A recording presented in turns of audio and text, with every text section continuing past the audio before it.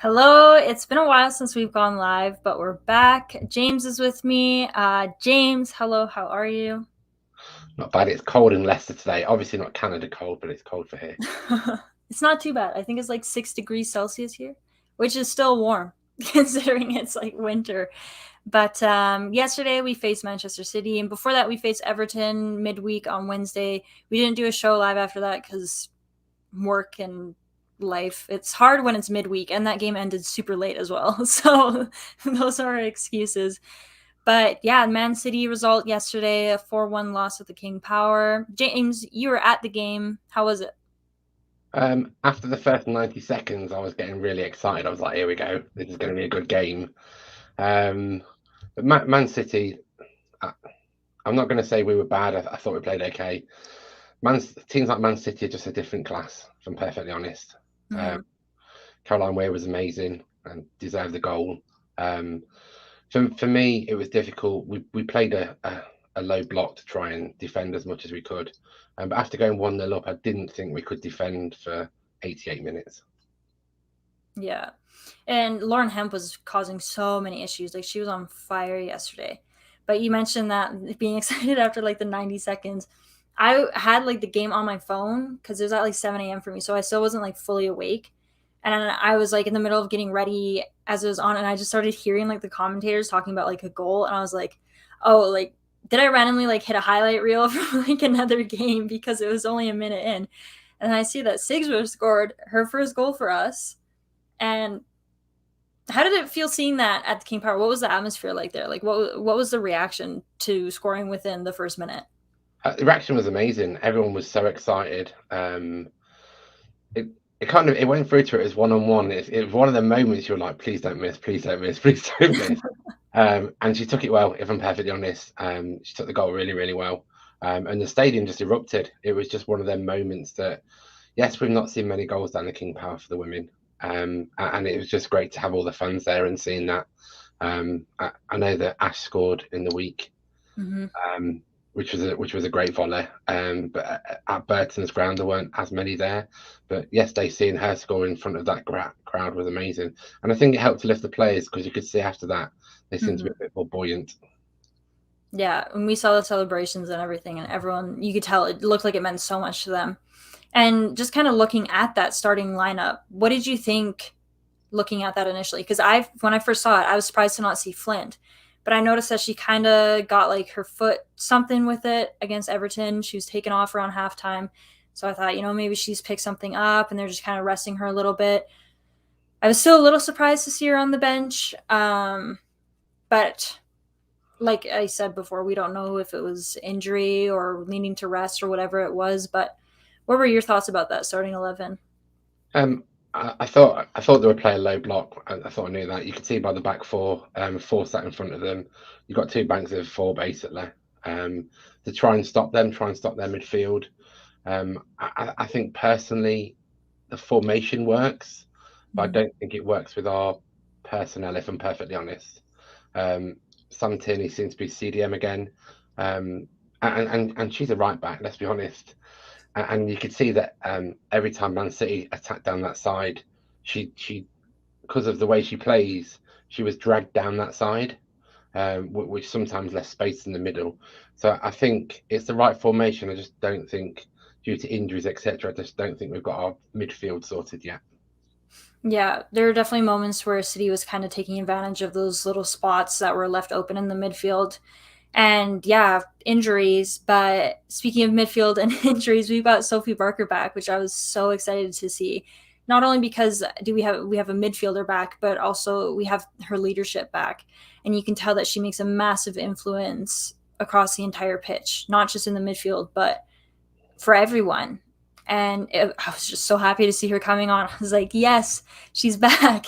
And I definitely do think that in that second half, we were kind of looking stronger in different aspects. Of course, we did concede a little more in that second half, but there were areas where things were starting to fall together. We saw Sophie Barker coming on, we saw Devlin coming on, we saw Flint coming on, we saw three changes, and we also saw Camel coming on at one point. And it seemed like things were kind of falling in better, and we were kind of pressing a little more in that second half. But it's unfortunate that it didn't work out. Yeah, I think you're right. I think all three substitutions were the right substitutions, if I'm honest. Hmm. Um, Flint came on and caused all kinds of problems, which you'd expect anyway.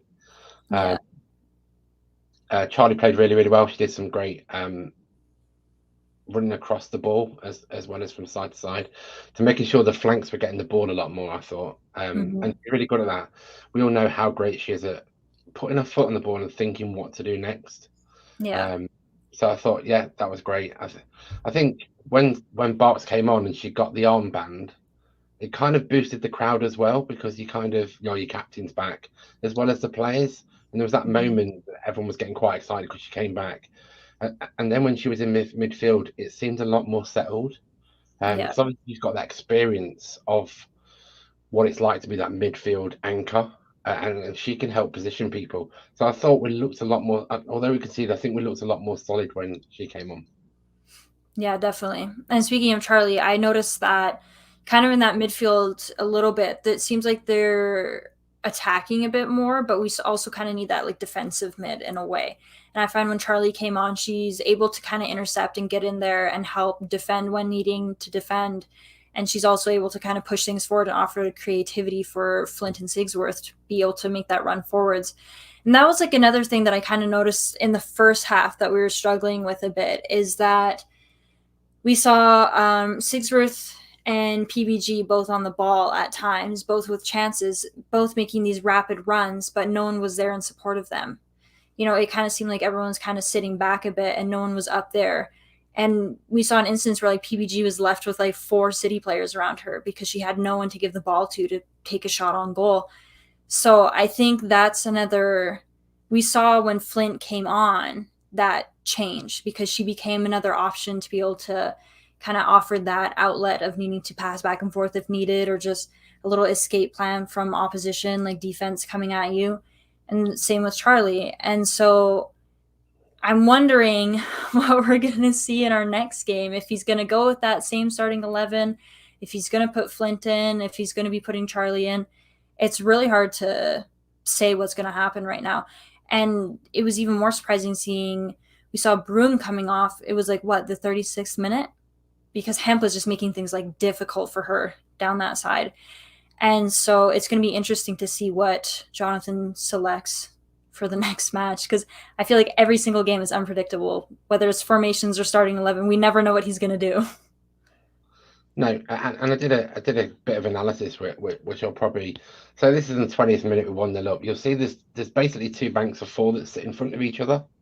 Mm-hmm. So in this picture you'll see the six of them, and the attacking down the left hand side, as you see, Sam's six, and she's been dragged outside, which is probably right because they've got two overlapping. So that's probably the right move to do. But when you're playing two banks of four like that, it's difficult to break. It's Yeah. difficult to get out. And you'll see from here, you'll see that Ash and Abby are quite deep with that low blocking system. So for me, you're playing two rows of four, you're not going to get that outlet because Sigsworth and PBG are on their own. Yeah. And you saw when we did get the ball to them, it's difficult for the midfielders to get to them because there's a big gap between so there's a small gap between the defence and midfield, but there's a big gap between the midfield and attack, and it's difficult to make that link-up play work. I thought because of how close midfield and defence are playing. Yeah. I'm just like looking at it again. I found like we had to do so much defending, but it just like City was just exposing different areas. And of course, we were doing the same as well. But obviously, City have these crazy players who are able to like just make it through, I guess. And like you said, the midfield is playing like so far back and they're kind of defending a bit there. And that's probably what happened for us to not be able to have those options up there for Sigsworth and PVG. So it's I like your tactical analysis. That was good. That was a good one, James. Yeah, it's like the problem you've got is when you play teams like City, they've got world-class players. You give Exactly. them half a chance, they'll score. You'll see the first goal. was a great effort and got our players around them, but they're that technical and gifted that then kind of shots are going in. Mhm. And it's difficult because the first one came for a crowded players. So Kirsty's got no chance because she doesn't see the ball until it hits the 6 yard box at power. So you've got no chance of saving it. But I know it's 4-1 and you go, oh God, we've got stuffed 4-1. What are we going to do? There's so many positives that I saw that we can work on. The back four, and obviously we're going to have a Kirsty section in every single show we do now. Kirsty was outstanding again. Mhm. Yes, we got beat 4-1. I just look at, if you look at our previous games, what was, without her in goal, what were the scores going to be? Without her, Ash and Abby, which I think them trio are becoming one of our best players because they're coming into their own. Ash is commanding the back with Abby. Kirsty comes and claims most things. She's a great shot stopper. Mhm. She's probably one of the best goalkeepers in the league at the minute. Um, and I saw that some young journalists did a great piece about Football Hub. So I think all of our viewers should watch that, listen to it. And Hannah, what was it like doing that kind of research? What I want to touch on for Kirsty, because it must have been a joy to do because she's that good. She is that good. It took a lot of time, that's for sure, because I had to do a lot of deep diving into a lot of stats and I had to do a lot of math, which is not my forte whatsoever. But it was interesting looking at her stats because within the piece, I'm comparing last season to this season. And we're seeing a huge contrast. Obviously, the level of competition in the WSL differs immensely from the players that we're seeing in the championship. And, the championship is creating these generational players. We saw like Ebony Salmon coming from Bristol City, and now she's doing phenomenally. And we've seen Leicester come up, and now we're seeing Liverpool doing so incredibly well. So it's interesting seeing how the championship is developing. But of course, the WSL still has that level of strength. They've got some world class players. They've got like Miedema. They've now got Heath back at Arsenal, and you've got like Man City's entire squad pretty much, and Chelsea. Like Sam Kerr and pretty much everyone on Chelsea too. But there's this huge talent. So I compared last season to this season, and just trying to think of the stats off the top of my head. Last season, Lavelle had about, I believe it was, I can't even remember. She would make, I believe it was like 0.8 saves a game. So she did not have like any shots against her whatsoever. I feel like it was like 2 point something per match. And of course, that can come down to, what is the defense doing for her? How much are the forwards pushing? Like, are Leicester the dominant side? So she might not have as much work to do. But then you look at this season, and I gotta like, I gotta remember my stats here. I'm pretty sure so the City game itself yesterday, she had 11 shots against her, 7 of which she saved. And of course, there's different ways to save a shot, but those were shots like on her, completely on target. And the fact that she saved 7 of those and it's coming from City, that's highly impressive. And now in the WSL, she's averaging, I think it's like 8 shots against her per game, something like that. And so I did the math yesterday, and I believe Leicester's conceded 17 goals this season, and she has made 35 saves on target. So she's just been phenomenal. And I know I keep going on about how great she is, but it's so easy to kind of forget how a goalkeeper does because we focus on a clean sheet. And we saw her being nominated for Player of the Month, and the comments, they were just exhausting, saying, why is a goalkeeper who doesn't have a clean sheet nominated? And it's like, not every goal conceded is a goalkeeping error. And we can't dismiss the fact that she's kept Leicester in so many games because of the saves she's been making. And I know I just went on a whole like tangent, but read the article if you want like the correct stats that I pulled out. But yeah, she's just been insane. Yeah, I think you're right. As I said, them three have been kind of the linchpin of that team. The midfield for me is probably one that needs work because the interlinking play between midfield and attack is probably what we're lacking at the minute. Mm-hmm. Um, I thought Shannon had a great game yesterday as well. She was getting on the ball and driving it forward. It's just difficult when you're playing that low block. You can't. It's difficult to get out. We know it's difficult to get out. Mm-hmm. And every time we did attack, they got like 4 or 5 City players around them because Yeah. all you need to do is surround our two strikers because the outlet's not really there at the minute. So Mhm. I think it's just something that we need to work on. It is how do we link the two together? And I understand why you play low block against City. You're going to expect waves and waves of attack. Um, it's just difficult. We just need to start picking up points against the teams that are not going to be in the top four. Them kind of teams, the ones Mhm. we can run at and get forward more.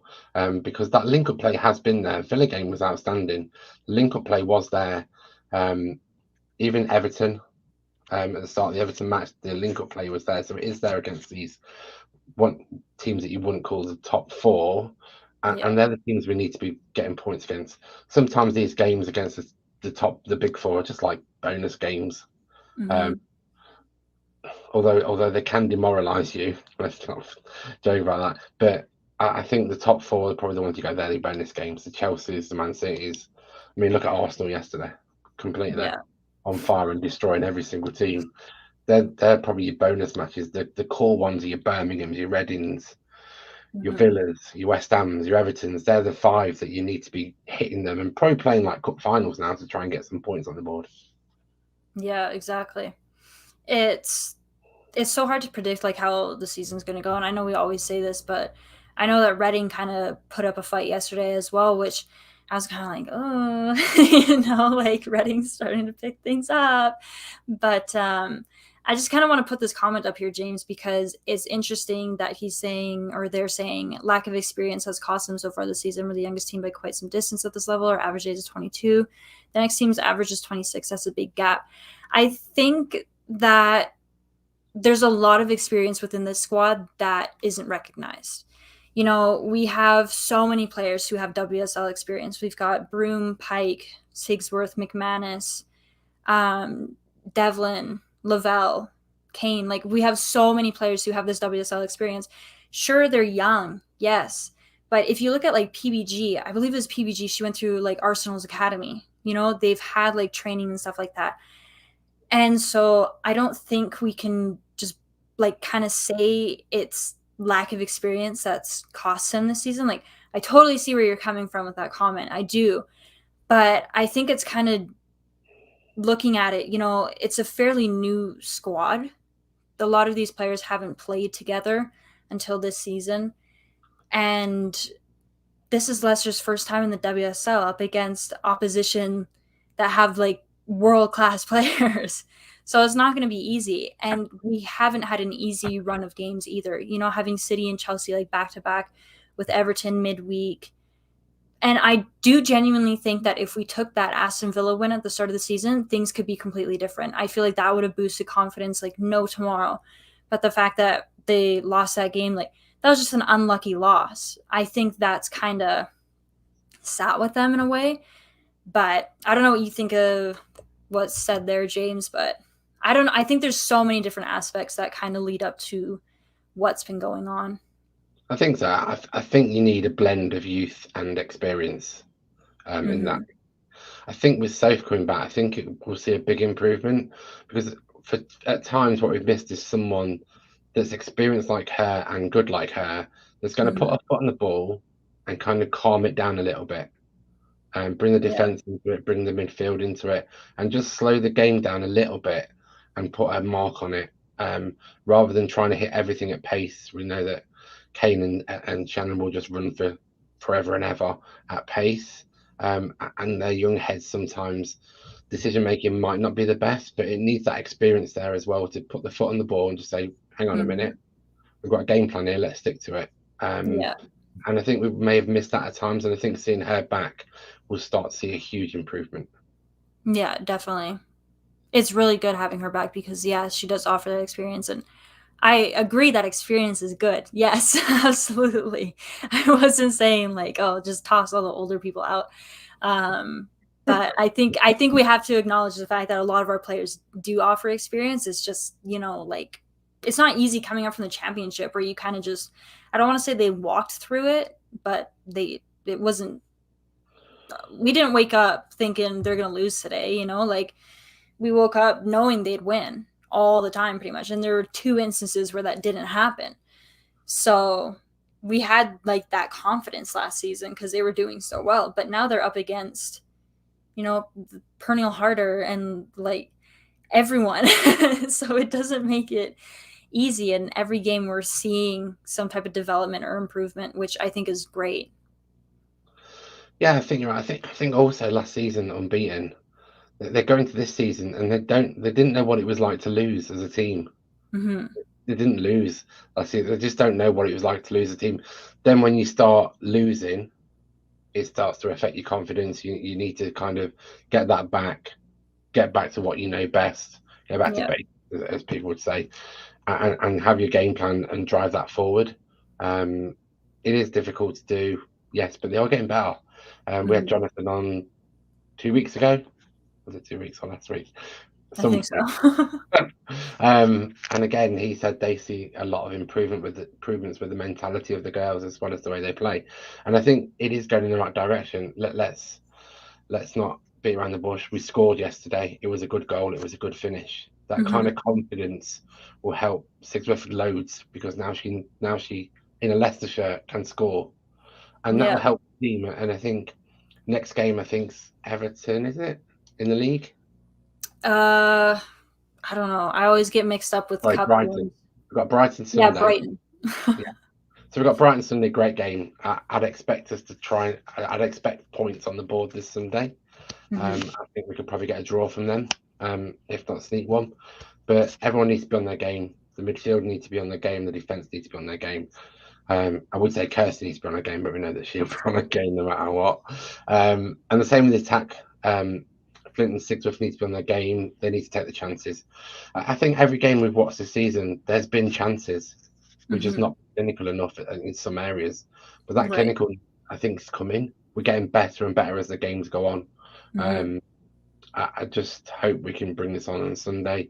And even the girls on social media today will say, thanks for sticking by us, the fans. This will come. So even as a group, they're growing confidence that they can do this Yeah. rather than saying, well, we're going to go down anyway. Absolutely. And just kind of looking ahead, we do have Brighton next, and Brighton are on a roll right now. I won't lie, I'm scared of Brighton. They're doing so well. But I believe it's the Wednesday after we've got Durham in the cup. Yeah. So it's going to be interesting facing Durham again to see how that's going to go because we know Durham's also having a great season. They made things tough for us last season.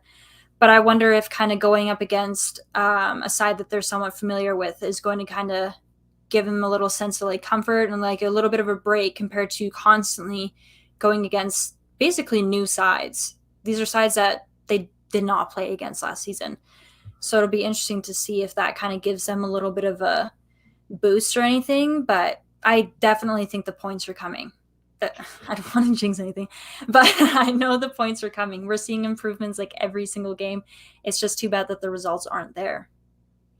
Yeah, I think you're right. They are coming. They are getting better. There's positives that I see out of nearly every game I've seen so far. Um, yes, there has been some bad defeats, but there is positives. It is a work in progress. We didn't expect to take this by storm. Um, Mm-hmm. I think I probably expected a few more points on the board by now. I think once they get that first win, then that Mm-hmm. confidence will grow heavily.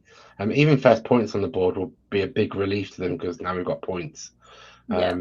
And I think the big games are, let's be honest, Birmingham, Reading.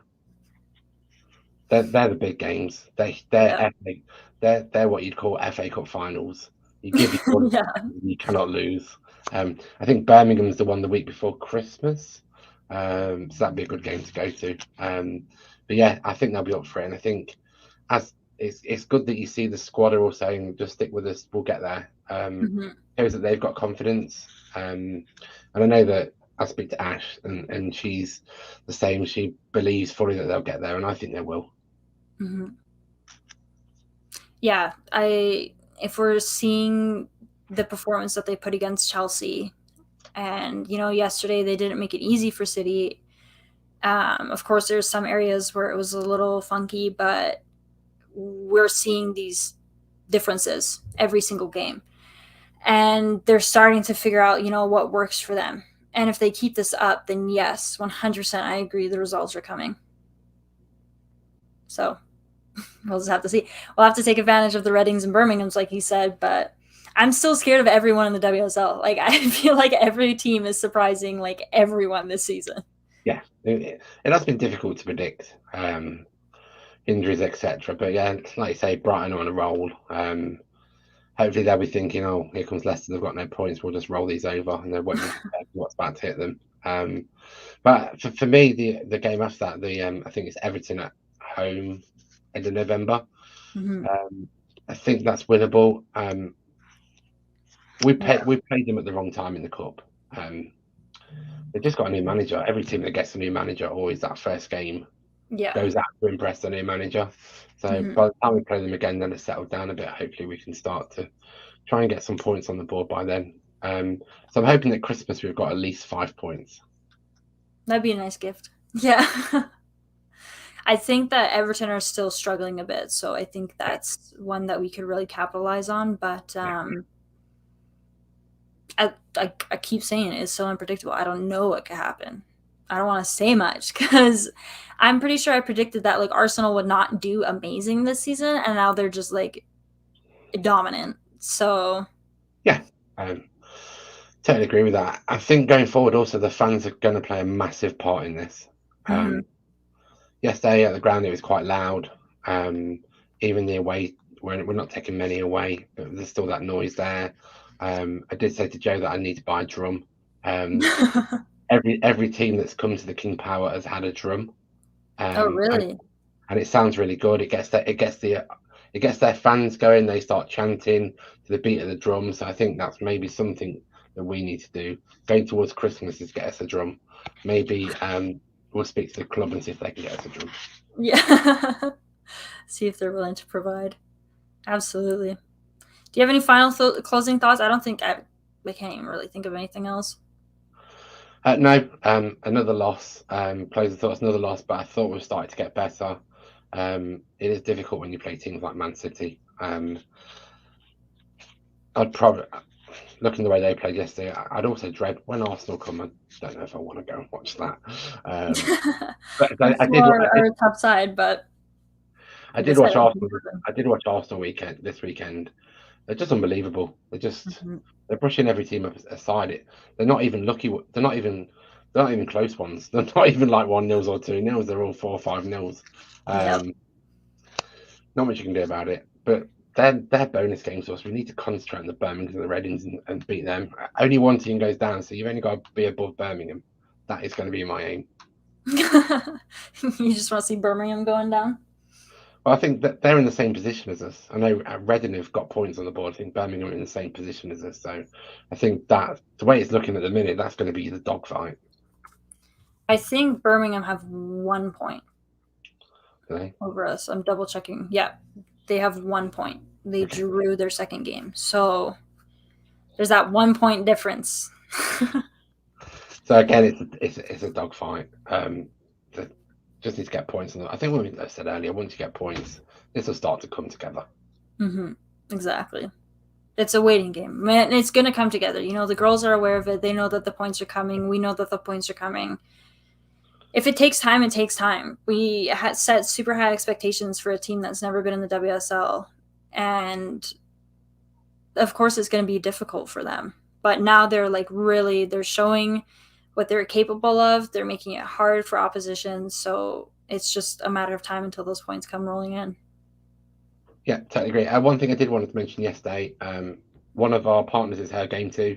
It was great yesterday seeing a lot of the girls from the grassroots football teams there like yesterday.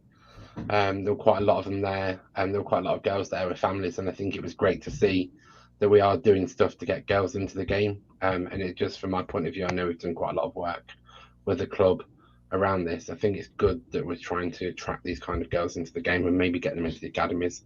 So I thought that was really good. Absolutely. That's great to hear. I thought so.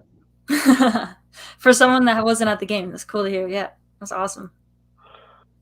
So yes, I think that's it for me.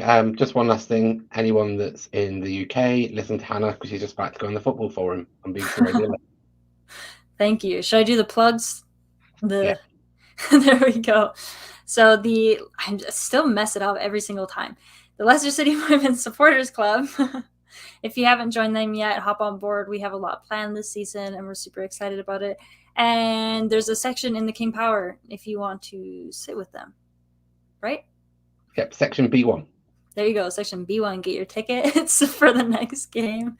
I won't be there, but her game too, like as James was saying, are an awesome group, and they're doing awesome stuff working with clubs. Beyond the 90 is us. We're doing awesome stuff. So much planned this season. We're super excited about it. So please subscribe if you haven't. Give us a like down below. Memphis, you keep throwing me off. Memphis are, oh my days. Memphis are an amazing charity. Go check out your stuff, their stuff, learn how you can help donate or help contribute. James, I know you're going to be releasing information soon about something super excited with Memphis. I'm not going to say anything yet as things are still being finalized, but keep an eye out for that. And yeah, thank you so much to everyone who's tuned in, everyone who comments. We appreciate that. And yeah, and everyone who watches, thank you so much. And we'll probably see you after the next game. Or before then. Thanks, everyone. Yeah, thanks.